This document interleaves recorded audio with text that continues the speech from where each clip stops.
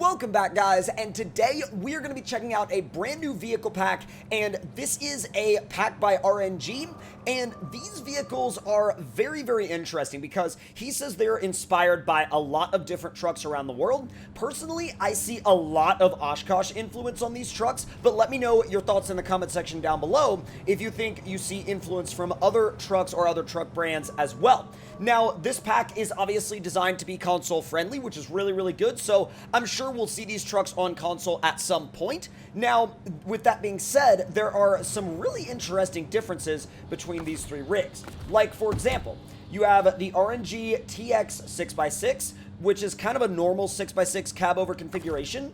Then you have the 6x6 -2, which is basically the axles are kind of fully symmetrically spaced apart, which that actually is incredible for preventing high centering situations. And then finally, you have the TX 8x8 concept, and the TX 8x8 is, just as it states, an absolute beast. Now, we're going to start with the 8x8 today and then move into some of the other ones, but the 8x8 is definitely kind of going to be my focal point for this video.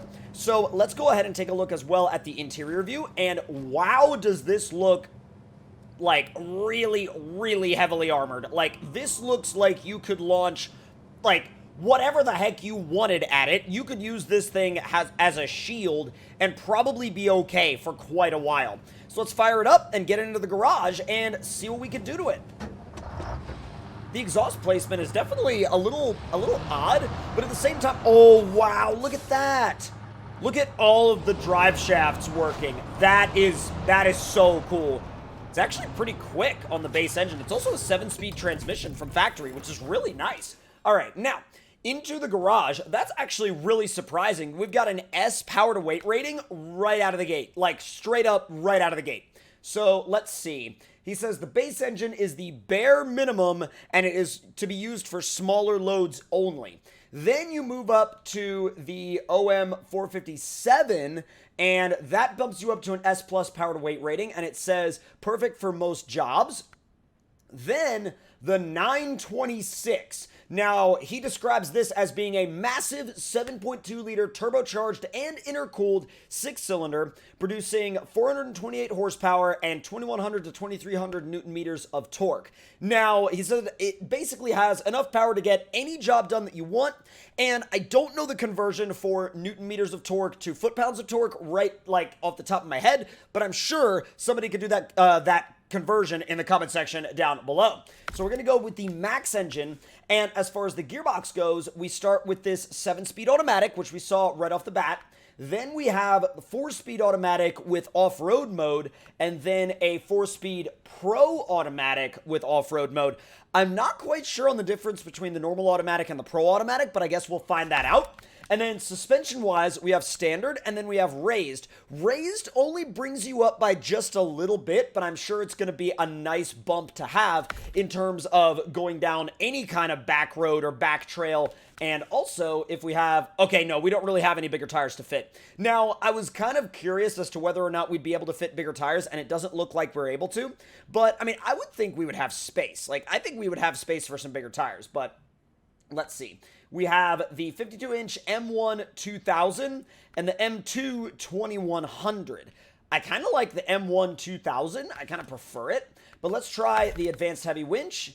And let's see. Diff lock, diff, and shafts are actually installed by default, which is really nice. The spare wheel is a add-on. Now, the socket for it is there on the truck, but once again, it's an aftermarket add-on that you have to install yourself. And then we're going to go ahead and throw the snorkel on there. Whoa, look at this flatbed. That's so sick. Standard sideboard as well, saddle high and saddle low.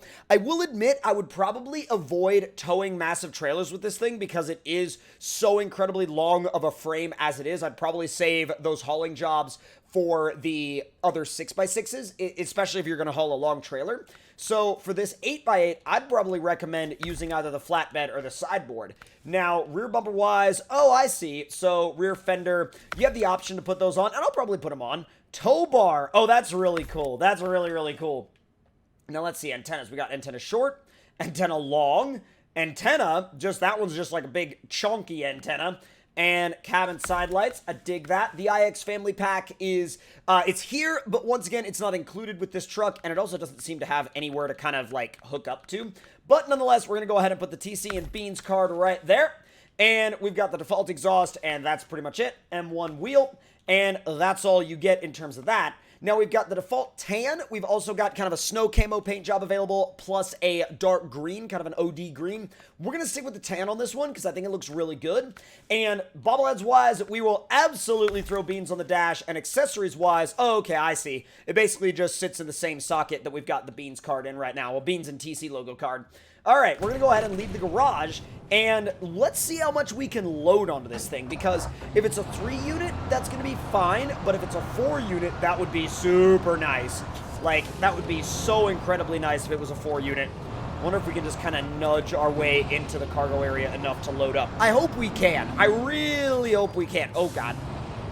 If we could, like, not hit the other one, that would be just dandy. Okay. So, it's a 3-unit. That's not terrible, but at the same time, I kind of wish it was a 4. But now that I see it, I realize that it doesn't really have, or it wouldn't really have enough room to be a 4-unit. And that's fine. It's not a bad thing. But then again, I mean, I love 4-unit flatbeds. I think 4-unit flatbeds are the absolute jam, because with the amount of campaign missions that require 4 units of cargo to be delivered, it's super nice to be able to do that without having to have all that stuff on a trailer. Like, you can literally just throw it on the bed behind your truck and be good to go. Let's see how it does in high in the swamp. Let's see how far it makes it. I'm sure it's pretty... Whoa! I didn't expect it to make it as far as it already has. I'll tell you that. I know the RNG mods are usually a little bit more vanilla balanced, but this thing is a freaking tank, dude. This thing goes. Holy smokes, that's wild. Dude, it just beasted its way through there. That's amazing. That is genuinely amazing. Like, really, really, really good. Now, instead of doing a bunch of the other obstacles, I'm actually going to take this guy straight to the bridge jump so that we have time to build up at least one of the other vehicles, at least one of the 6x6s, and see how it does with a trailer. So we're going to go ahead and take this guy, like I said before, straight to the bridge jump. I don't know how it's going to do, and I know it's a bit of an odd test, but trust me, it's worth it. Now, let's go ahead and get ready for that right-hand turn. Swing just a little bit wide, slowing down using the e-brake. And actually, the turning radius, while it's not the best, is also not anywhere close to the worst that I've seen. And it really does feel kind of along the lines of what the realistic turning radius of something this big would be. But having, you know, steering components on both front axles helps so much. So much. All right, Beans. Bridge jump number 1. Let's go. All right, we're putting it in neutral because, I mean, we need gravity to just freaking take us. Speeding up, speeding up, speeding up, speeding up. Come on and go. So level. Dude, so level. And, like, no damage at all. Just lands, keeps on kicking, and goes. Absolutely, like, not even a single issue. If that doesn't speak to the immense level of strength that this thing possesses, I don't know what the heck does. Now, let's go ahead and shut that one down, and let's drive the one that I'm really, really curious about, the 6x6-2. I really like the... Oh, it's got rear steer and a just straight-up center axle. That is going to be a beast in terms of maneuverability. So let's grab a, we'll grab the top-end engine, Pro Off-Road mode. And this one, we don't really need the raised suspension on this one. I'll put the other tires on it, though, just to see how they do. And Advanced Heavy, and we've already got the lockers fully done and installed. We're good to go there. And let's see, standard flatbed radar unit. That's amazing. So we've got actually a portable radar built into the truck that can be purchased and installed within the garage for $8,000 in-game. That's really, really cool, and you should absolutely give it a go. Really cool. Standard sideboard, fuel con tanks. That's amazing. That's so sick. Saddle high and saddle low. Let's see how this thing does with saddle high. So let's see. Rear fenders, not really going to worry about those. I will put the tow bar on it, though. And I will put the antenna and the cabin side lights. We'll throw the... Well, actually, there's not much else we can throw on it. We'll do the snow camo on this one. I know we're not on a winter map, but I would like to see it with a couple of other options, you know, in terms of detail. And now we're going to go ahead and hook up something that, I don't know if it's going to be... Whoa, look at that. Look at that turning radius. Oh, that's so cool. Yeah, I don't know if it's going to be too happy about what we're about to hook up, but I'm sure that you guys could tell from the idea of throwing a saddle high on it that you guys could tell what we were about to put on it for sure. This is like almost too maneuverable for the trailer's own good. Jeez. All right, cargo container, 2 units apiece. Yeah, easy. 4 cargo containers on that thing. Man. But it's not really struggling coming out of the garage. I mean, the suspension is sinking down a little bit in the back, but I would kind of be worried if it didn't sink down a little bit in the rear, to be honest. It's actually really fast. Even with, like, the normal off-road 4-speed, this isn't the 7-speed, like I said. This is the off-road Pro 4-speed, and it does great. It does great with that much weight behind it. That's amazing. All right, sending it, sending it, sending it. I am not lifting.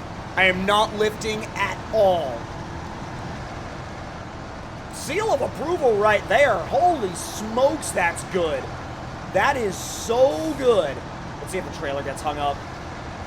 Actually, we were able to go all the way out to the outside and then immediately cut back in solely because of the fact that we have this super quick rear wheel steering combined with, of course, our front axle.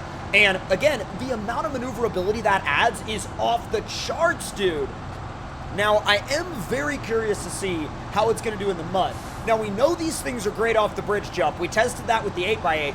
But this thing, with a properly, like, fully loaded up trailer, let's see how it does in some pretty gnarly mud.